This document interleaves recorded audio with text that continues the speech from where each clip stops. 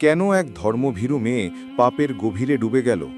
গ্রামের সরল জীবনে বেড়ে ওঠা আয়েশা যখন শহরে এলো, তখন শুরু হলো তার জীবনের ভয়ঙ্কর অধ্যায়। একটিমাত্র স্মার্টফোন কিভাবে বদলে দিল তার পুরো জীবন? নামাজ, ইবাদাত, পরিবার সব ভুলে গিয়ে সে জড়িয়ে পড়ল অন্ধকার আসক্তিতে।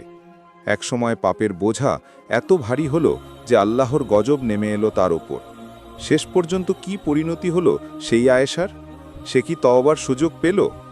জানতে হলে সম্পূর্ণ ঘটনাটি দেখুন শেষ পর্যন্ত।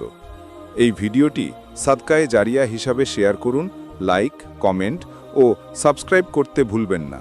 তাহলে চলুন শুরু করি আয়েশার করুণ বাস্তব কাহিনী। বন্ধুরা, ঘটনাটি শুরু হয় আয়েশা নামের এক মেয়ের। সূর্যের প্রথম কিরণ যখন গ্রামের পাহাড়ের ওপর দিয়ে উকি দেয়, তখন আয়েশার দিন শুরু হতো। তার বাড়ি ছিল একটি ছোট্ট মাটির ঘর, চারপাশে সবুজ ধানের ক্ষেত আর নদীর কলকল ধ্বনি। আয়েশা ২০ বছরের যুবতী, তার মা বাবার একমাত্র সন্তান। তার বাবা আব্দুল গ্রামের মসজিদের ইমাম ছিলেন। প্রতিদিন ফজরের আজানের সাথে সাথে আয়েশা উঠে পড়ত, ওযু করে নামাজ পড়ত, তারপর কোরআন তেলাওয়াত। তার মা ফাতেমা তাকে শিখিয়েছিলেন, বেটি, আল্লাহর ইবাদতই জীবনের সার। পাপের পথ থেকে দূরে থাকো, না হলে শাস্তি অবশ্যম্ভাবী। আয়েশার জীবন ছিল সরল। গ্রামের মেয়েরা মিলে নদীতে জল আনত, ধানের ক্ষেতে কাজ করত। কোনোদিন তারা গান গাইত, কিন্তু সবকিছু ধর্মের সীমার মধ্যে। আয়েশার স্বপ্ন ছিল একটি সুখী সংসার, আর তা পূরণ হলো যখন তার বিয়ে হয় রহিমের সাথে। রহিম শহরের একটি কারখানায় কাজ করত। লম্বা, শক্ত সমর্থ যুবক, তার চোখে ছিল স্বপ্নের আলো। বিয়ের রাতে রহিম বলেছিল, আয়েশা, শহরে তোমাকে সুখে রাখব, কোনো অভাব হবে না। কিন্তু শহরে আসার পর সবকিছু বদলে গেল। শহরের উঁচু উঁচু ভবন, গাড়ির হর্ন, মানুষের ভিড় সবকিছু আয়েশাকে অস্বস্তিতে ফেলে দিল। তাদের ফ্ল্যাট ছিল একটি ছোট্ট অ্যাপার্টমেন্ট, ৩য় তলায়। রহিম সকালে কাজে বেরিয়ে যেত, রাত 10টায় ফিরত। আয়েশা একা থাকত সারাদিন। প্রথম কয়েকদিন সে নামাজ পড়ত, কোরআন পড়ত, কিন্তু একাকিত্ব তাকে কুড়ে কুড়ে খেত। রহিম, আমি একা থাকি সারাদিন, কি করব? একদিন সে জিজ্ঞাসা করল। রহিম হেসে বলল, চিন্তা করো না, তোমার জন্য একটা উপহার আছে। সে একটা চকচকে স্মার্টফোন বের করল। এটা দিয়ে তুমি আমার সাথে কথা বলতে পারবে, ভিডিও কল করতে পারবে, আরও অনেক কিছু করতে পারবে, গান শোনা, খবর দেখা। আয়েশা প্রথমে ভয় পেল।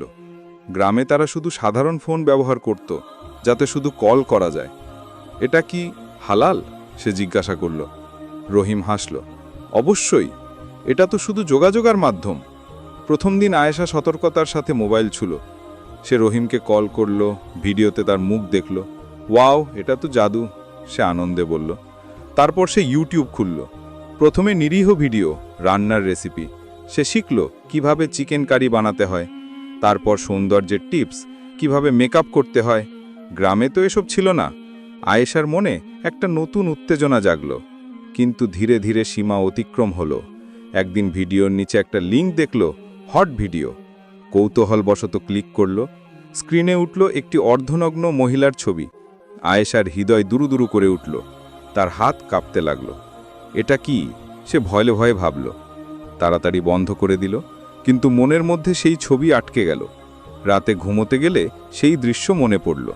এটা গুনহা, সে নিজেকে বলল। কিন্তু পরের দিন রহিম কাজে যাওয়ার পর সে আবার মোবাইল খুলল। এবার ইচ্ছাকৃতভাবে সার্চ করল অশ্লীল ছবি, এবং তখনই পাপের দরজা খুলে গেল। ঘন্টার পর ঘন্টা সে অশ্লীল ছবি দেখতে লাগলো। তার শরীরে একটা অদ্ভুত অনুভূতি জাগল, যা আগে কখনো অনুভব করেনি। নামাজের সময় হলো, কিন্তু সে উঠল না। আরেকটু দেখি, সে ভাবল। ফজরের নামাজ মিস হলো, তারপর জোহর, আসর। সন্ধ্যায় রহিম ফিরলে সে হাসি মুখে স্বাগত জানালো, কিন্তু তার চোখ লাল, শরীর ক্লান্ত। রহিম জিজ্ঞাসা করল, কি হয়েছে? তুমি অসুস্থ মনে হচ্ছে। আয়েশা মিথ্যা বলল, কিছু না, শুধু মাথা ব্যথা। দিন যত যেতে লাগলো, আয়েশার আসক্তি বাড়তে লাগলো। সে ফেসবুক খুলল, ইনস্টাগ্রাম। অজানা লোকের সাথে চ্যাট শুরু করল। প্রথমে নিরীহ কথা, তারপর অশ্লীল। তার মনে কোনো লজ্জা ছিল না। আল্লাহর কথা মনে পড়লে সে হাসত। হ্যাঁ, আল্লাহ তো দেখছেন না, এটা তো আমার গোপন সুখ। কিন্তু রাতে ঘুমের মধ্যে দুঃস্বপ্ন দেখত। স্বপ্নে আগুনের নদী, যেখানে পাপীরা পুড়ছে। সে ঘামে ভিজে জেগে উঠত, কিন্তু সকালে আবার মোবাইল খুলত। তার জীবন এখন মোবাইলের দাস। ইবাদত ভুলে গেছে, নামাজ পড়ে না, কোরআন ছোঁয়ে না, গ্রামের শিক্ষা সব ভুলে গেছে। রহিম লক্ষ্য করল পরিবর্তন। একদিন সে বলল, আয়েশা, নামাজ পড়ো না কেন? আয়েশা রাগ করে বলল, তোমার কি, আমি আমার মতো থাকব। রহিম চুপ করে গেল, কিন্তু তার মনে দুশ্চিন্তা জাগল। আয়েশার চোখে এখন অন্ধকার, তার হাসিতে নেই সেই নির্মলতা। শহরের বিষাক্ত বাতাস তার অন্তরকে গ্রাস করেছে। 5 বছর কেটে গেল। আয়েশার বয়স এখন 25। তাদের একটা মেয়ে হয়েছে, নাম ফাতেমা। ছোট্ট ফাতেমা, তার চোখে মায়ের মতো নির্মলতা। কিন্তু আয়েশা মাতৃত্বের দায়িত্ব ভুলে গেছে, সারাদিন মোবাইলে ব্যস্ত। ফাতেমা কাঁদলে সে রাগ করে, চুপ করো বলে ধমক দেয়। রহিম কাজ থেকে ফিরে দেখে ঘর অগোছালো, খাবার তৈরি নেই। আয়েশা, তুমি কি করো সারাদিন? সে রাগ করে জিজ্ঞাসা করে। আয়েশা চোখ তুলে বলে, মোবাইলে সময় কাটাই। তোমার সমস্যা কি? আয়েশার পাপ এখন গভীরতর। সে শুধু দেখে না, অংশগ্রহণ করে। অজানা পুরুষের সাথে ভিডিও চ্যাট, তারা অশ্লীল কথা বলে, ছবি শেয়ার করে। আয়েশা তার শরীর দেখায়, অদ্ভুত সুখ অনুভব করে। তার মনে কোনো অপরাধ বোধ নাই। এটা তো ভার্চুয়াল, বাস্তবে তো কিছু করছি না। সে নিজেকে বোঝায়, কিন্তু তার শরীর দুর্বল হয়ে পড়ে। চোখের নিচে কালো দাগ, মাথা ব্যথা নিত্যসঙ্গী। রাতে ঘুম আসে না, কারণ মোবাইলের আলো তার চোখ জ্বালায়। একদিন তার পুরনো বন্ধু সালমা আসে। সালমা গ্রাম থেকে এসেছে, ধার্মিক মহিলা। সে আয়েশাকে দেখে অবাক। আয়েশা, তুমি এত পাতলা হয়ে গেছো কেন? নামাজ পড়ো না কেন? আয়েশা হাসে। সালমা, গ্রামের জীবন ছেড়ে এসেছি, এখন মজা করি। মোবাইলে কত কিছু, গান, ভিডিও, তুমি চেষ্টা করে দেখো। সালমা নাড়ে। না বোন, এটা শয়তানের জাল, আল্লাহর ভয় করো, পাপের শাস্তি কঠিন। আয়েশা রাগ করে, তোমার উপদেশ চাই না, চলে যাও। সালমা চলে যায়, কিন্তু রহিমকে ফোন করে বলে। রহিম আয়েশাকে ধমক দেয়, তুমি কি করছো? ফাতেমা তোমার দিকে তাকিয়ে শিখবে। আয়েশা চিৎকার করে, তোমরা সবাই আমাকে নিয়ন্ত্রণ করতে চাও, এটা আমার জীবন। ঝগড়া বাড়ে। রহিম একদিন আয়েশার মোবাইল কেড়ে নেয়, কিন্তু আয়েশা কাঁদে, রাগ করে, দাও আমার মোবাইল। সে যেন পাগল হয়ে যায়। রহিম ফিরিয়ে দেয়, কিন্তু তাদের সম্পর্কে ফাটল ধরে। আয়েশা আরও গভীরে ডোবে। সে পর্ন সাইটে অ্যাকাউন্ট খোলে, নিজের ভিডিও আপলোড করে। তার ফলোয়ার বাড়ে, হাজার হাজার লোক তার অশ্লীলতা দেখে। সে গর্বিত বোধ করে, আমি স্টার, সে ভাবে, কিন্তু তার অন্তর খালি। রাতের দুঃস্বপ্ন বাড়ে। স্বপ্নে সে দেখে জাহান্নামের দরজা, যেখানে শয়তান তাকে ডাকছে। আয়েশা, তুমি আমার বলে হাসছে। সে জেগে উঠে কাঁদে, কিন্তু তওবা করে না। পরের দিন আবার পাপি ফিরে যায়। ফাতিমা বড় হয়। সে মাকে দেখে মোবাইলে ব্যস্ত, কোনো ভালোবাসা পায় না। একদিন ফাতিমা বলে, মা, আমার সাথে খেলবে? আয়েশার রাগ করে, যা, বিরক্ত করিস না। ফাতিমা কাঁদতে কাঁদতে রহিমের কাছে যায়। রহিমের মনে দুঃখ, সে ডিভোর্সের কথা ভাবে। আয়েশা, তুমি বদলে যাও, সে বলে, কিন্তু আয়েশা শোনে না। তার জীবন এখন পাপের চক্রে আবদ্ধ, থামার কোনো উপায় নেই। শরীরের লক্ষণ দেখা যায়, তার হাত কাঁপে, দৃষ্টি ঝাপসা। ডাক্তারের কাছে যায়। ডাক্তার বলে, ঘুমের অভাব, স্ট্রেস, বিশ্রাম নাও। কিন্তু আয়েশা বিশ্রাম নেয় না। সে মোবাইলে ফিরে যায়। তার মনে একটা অন্ধকার ছায়া, শাস্তির ছায়া।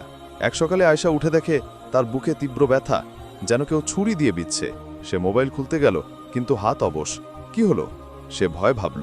রহিম কাজে চলে গেছে, ফাতিমা স্কুলে। সে একা, ব্যথা বাড়তে লাগলো।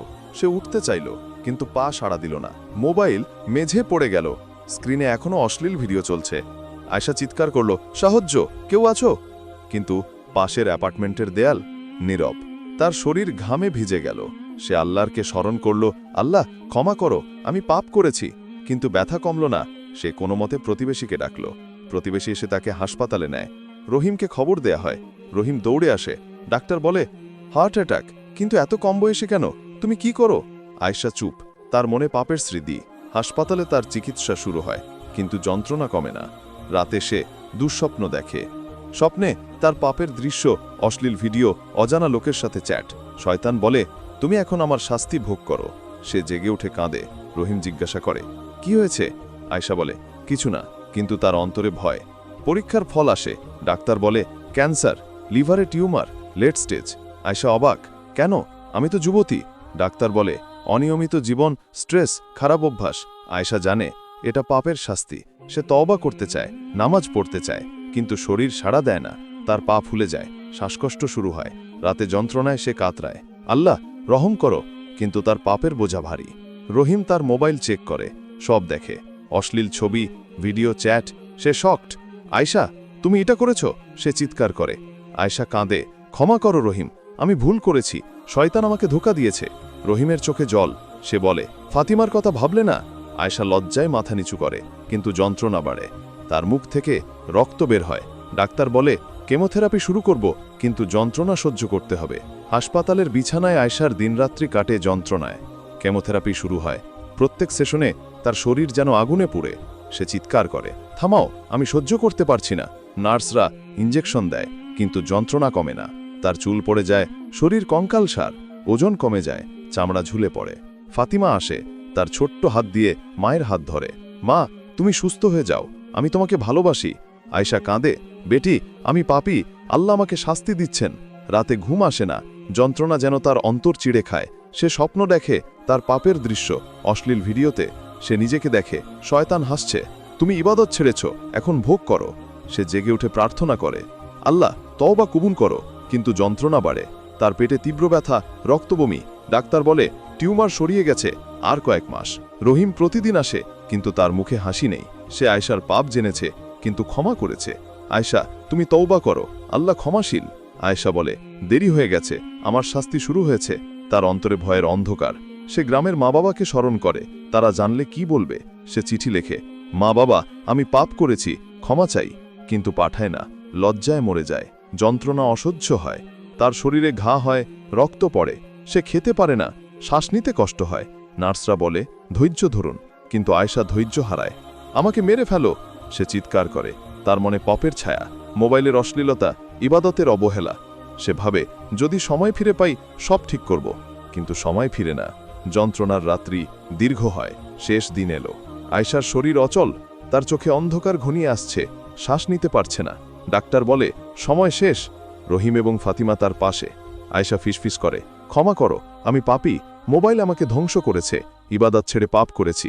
রহিম কাঁদে, আল্লাহ ক্ষমা করবেন। ফাতিমা বলে, মা যেও না, কিন্তু যন্ত্রণা চরমে। আয়েশা দেখে অন্ধকারের শয়তানের ছায়া। তুমি আমার বলে হাসছে। সে চিৎকার করে, আল্লাহ রক্ষা করো।